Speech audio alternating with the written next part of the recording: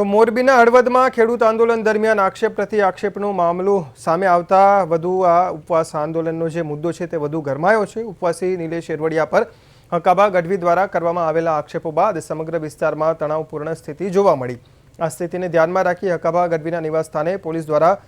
ચુસ્ત બંદોબસ્ત ગોઠવી દેવામાં આવ્યો હતો અને તેમના પરિવારની સુરક્ષા માટે પોલીસ તહેનાત કરી દેવામાં આવી હતી। હળવદમાં કાયદો અને વ્યવસ્થાની પરિસ્થિતિ જળવાઈ રહે અને કોઈ અનિચ્છનીય ઘટના ન બને તે માટે સ્થાનિક પોલીસ તંત્ર દ્વારા સતત દેખરેખ રાખવામાં આવી રહી છે અને પોલીસ પણ સતર્ક બની છે।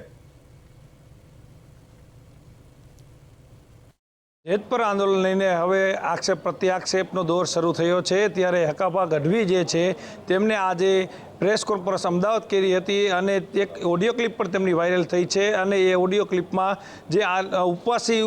નિલેશ એરવડિયા છે તેના ઉપર ગંભીર આક્ષેપો કર્યા છે અને ગંભીર આક્ષેપો કર્યા બાદ અત્યારે અમે આવ્યા છીએ હળવદ ખાતે હકાબા ગઢવીનું જે તેમનું નિવાસસ્થાન છે ત્યાં અત્યારે તમે જોઈ શકો છો કે પોલીસ બંદોબસ્ત ગોઠવી દેવામાં આવ્યો છે અને જે હાલ મામલો છે એ ક્યાંક જે આંદોલન છે આંદોલનથી હવે આક્ષેપ પ્રત્યાક્ષેપ પર વયો ગયો છે અને હકાબાના ઘરે અત્યારે તમે જોઈ શકો છો કે તેમના રક્ષણ માટે બંદોબસ્ત પોલીસ દ્વારા ગોઠવવામાં આવ્યો છે। ત્યારે આગામી દિવસોની અંદર હજુ